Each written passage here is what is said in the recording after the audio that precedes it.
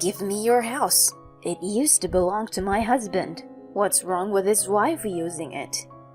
He's a fool, isn't he? Why did he entrust the house to his failed firstborn son instead of his lovely second son? And you, the pathetic wife who married that failure, are leading such a good life. I don't get it. She's right. We deserve to live in this house. You two jerks aren't worthy to live here. If you don't get out of here, we're gonna have to play hardball. Well, you'll just have to struggle through it and give up anyways. The house will eventually be ours. From that day on, my mother-in-law and brother-in-law started harassing me. They were not afraid to use any means necessary, and I finally couldn't take it anymore. Okay, I'll give up the house. They despised and talked bad about my husband, but I couldn't fight back anymore. I couldn't even protect my father-in-law's house. I was so disappointed at myself for not being able to do anything about it. My name is Nadia, and my husband is Derek. Derek's father was the president of a company before his death. He was both strict with his work and kind to his family, and he left Derek and I a luxury home where we now live together.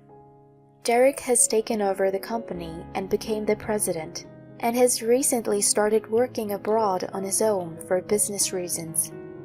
The house was too big for just the two of us to live in, so Derek's absence has made it even more lonely. It is a beautiful house with a lot of rooms that my father-in-law left us. Every day, I was busy cleaning and doing laundry while sweating like crazy. Then one day, suddenly the doorbell rang. I went to the front door to see who it was, and there was Jessica, my mother-in-law, and Kevin, my brother-in-law. I have to admit that I didn't have a good feeling about their arrival. These two are the polar opposites of my father-in-law. Jessica is always defending her money, and Kevin was holding some kind of grudge over his brother Derek. I was hoping nothing would happen, as Jessica and Kevin made their way into the house without responding to my greetings. Jessica, stop! What's the problem? It's my husband's house to begin with. I don't like it when you act as if it's yours. Snickering and without any hesitation, Jessica began to explore all the rooms without asking, as if she had come to a viewing. There was no point in warning Jessica. She would never listen to me. I decided to speak to Kevin, who was with her. Kevin, would you please say something to your mother? No way. Kids have to listen to their parents, so I'm not going to do it. Kevin was just like Jessica, and he was amused at my annoyance. Okay, I've decided now. We're moving here. My mother-in-law said to me with a satisfied look on her face as she finished looking around the house. You've got to be kidding me. There was no way she could just show up out of the blue and move in here. No matter what she was, it was unacceptable. Don't be silly. Don't you have the slightest common sense? Raising my voice, I turned them away. How can you be so disrespectful to your husband's mother? What's with that attitude? Jessica was shouting the whole time I was trying to kick them out. Because of her behaviors, it wasn't obvious who was the victim here. I was so embarrassed seeing her so loud and not even caring about the neighbors. Derek isn't here, so what can you do on your own? Jessica gave a nasty smile and pointed at Kevin. Kevin, don't you do anything evil, okay? But do something to make her want to voluntarily leave the house. Roger that. I'll take care of it. Kevin nodded as if it were a matter of course, with a creepy smirk on his face. The two left that day, but there was no way they would stop with just that. I was anxious to see what they would do next, and as expected, the next morning they started to make their move. There was food waste spread in front of our front door. When I saw that they had also mercilessly dumped the waste on the flower bed that my father-in-law had cherished before his death, I was speechless.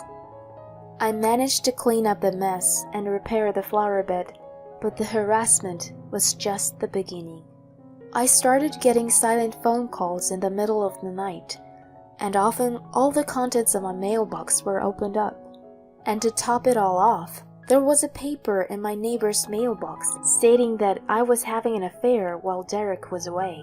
The neighbor's wife told me that she had received several of these in her mailbox. She suspected the contents and reported it to me, which means there are many people who actually believe this and still keep quiet to me. Little by little, I was getting mentally trapped, and I was close to my limit.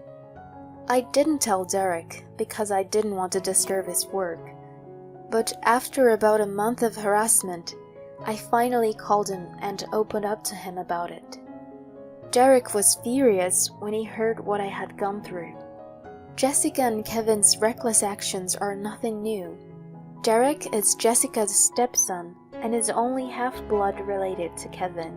Jessica never cared for Derek as a son and treated him badly, favoring Kevin over Derek. So, it is understandable that they may feel that it is unfair that Derek is the only one who gets to keep a position in the company, the house, and so on. It is true that my father-in-law was more often on Derek's side than Kevin's during his lifetime. However, it was not just because of his favoritism, but because Derek was a person who put in a lot of effort. Kevin was a bit more cunning than Derek. He was often tempted to use the wrong move in order to get a good result and be praised for it.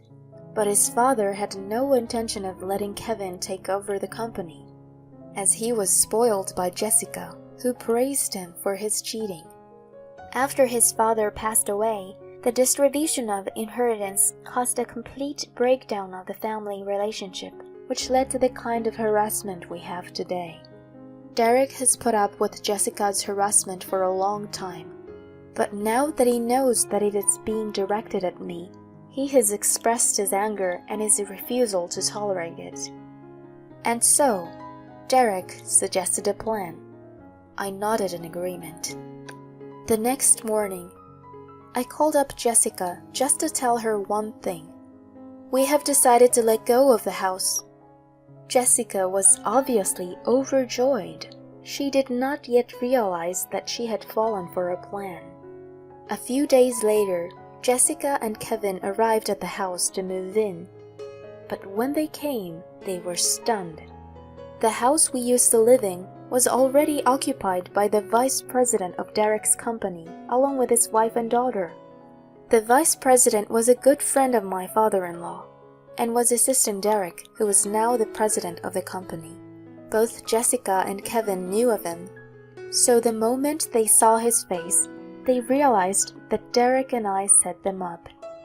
Jessica and Kevin started shouting at the doorstep of the house that was not theirs.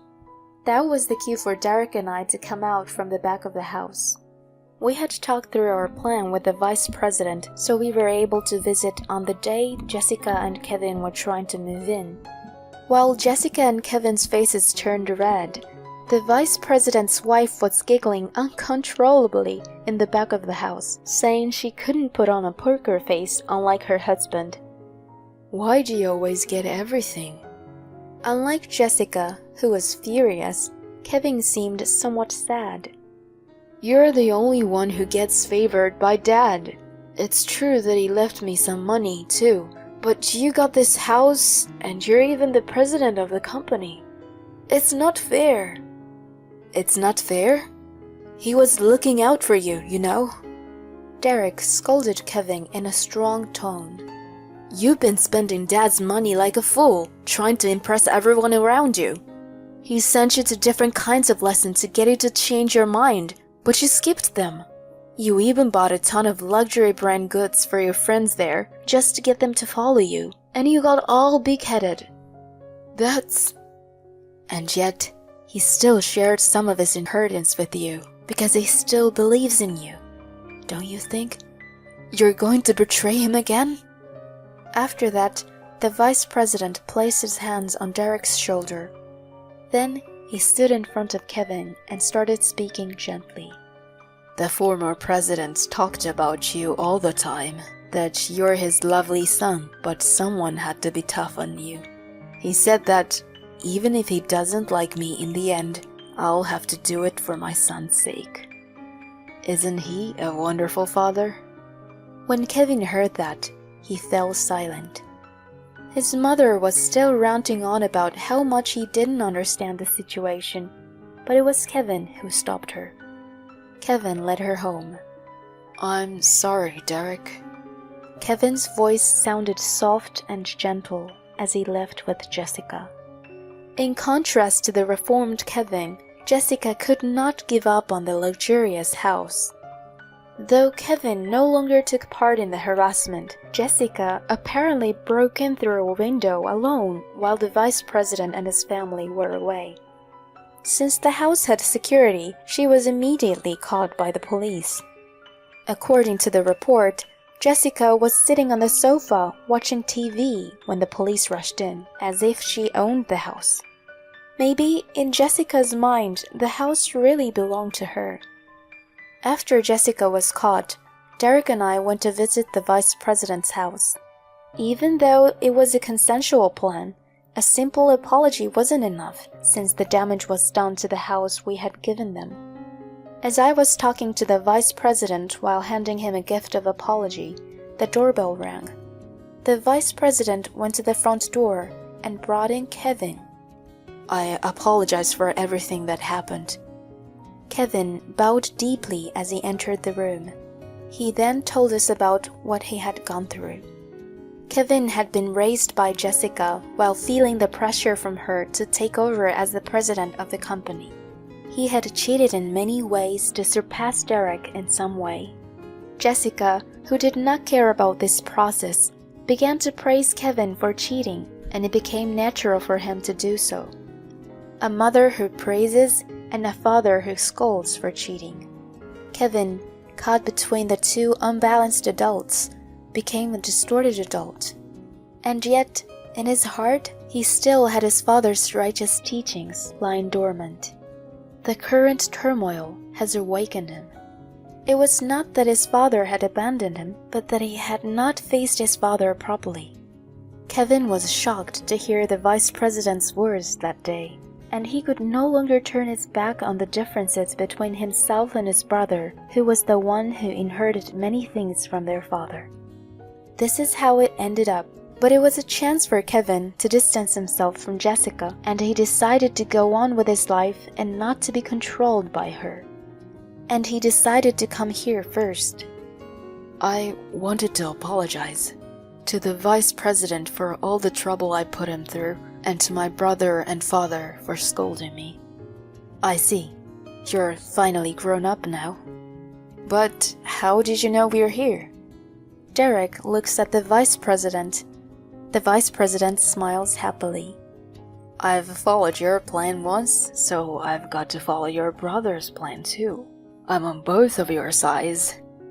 Vice President, man, you've been helping me in my professional and personal life, huh? If my best friend's child says that about me, I couldn't be happier. Derek and Kevin talked for a while after that. Their previously distant relationship was finally restored like that of normal siblings. Derek, I'm going to do what I want to do from now on, not what Mom wants me to do. That's good. What are you going to do then?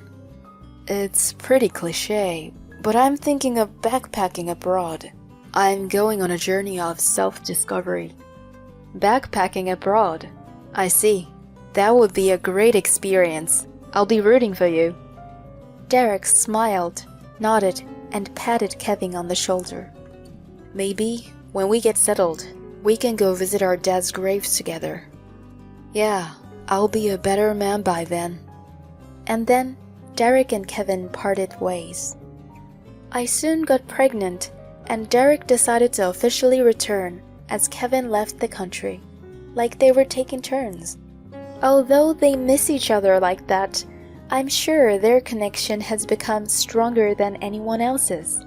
Kevin now occasionally contacts Derek. This must be a picture taken with some of the children he met. Kevin is smiling happily as he waves at the camera. It's hard to imagine that this is the Kevin I know. Kevin had always been interested in various cultures of the world. He seems to have realized the benefits of working hard and earning a living by working as an interpreter while traveling. Derek seemed happy to see that he no longer had to worry about Kevin. He's always been like this. This country must have been a very tight place for him. He picked up a photo Kevin had sent him and handed me one as well. You'd think so too, don't you, Mom? Derek said, and Jessica, who was sitting next to me, looked remorseful and quietly drank her tea. Jessica had been arrested that day, but had been released at the pleasure of the vice president. In exchange, he had made one condition, that was to give Kevin his freedom. Jessica accepted the condition, but when she saw Kevin looking so happy and free, she must have felt deep regret in her actions. The unruly Jessica was nowhere to be found. Did Kevin not need me? No, he needed you. You just did it the wrong way. She looked at Kevin's picture and sighed. Jessica, I'll go get you another cup of tea. I got up from my seat, and Jessica followed me into the kitchen. I'm sorry to ask this now, but I was wondering if you could teach me how to make your tea. I feel like it tastes better than the tea I make. I don't think there's such a difference. I don't do anything unusual. It's just a little trick. Now that Kevin is gone, Jessica has become a sweet woman. She has more time to herself, and I guess she's had some time to think things through. I felt like I could get along with Jessica now. Now that I am about to give birth, the three of us, including Jessica, are living together. As my bump gradually gets bigger and I have difficulty moving around, Jessica helps me with housework and takes care of me. I wonder if this awkwardness between us will disappear by the time my child is born. I sipped the tea that Jessica had made for me and wondering things like that. It was a delicious tea, just the way I like it.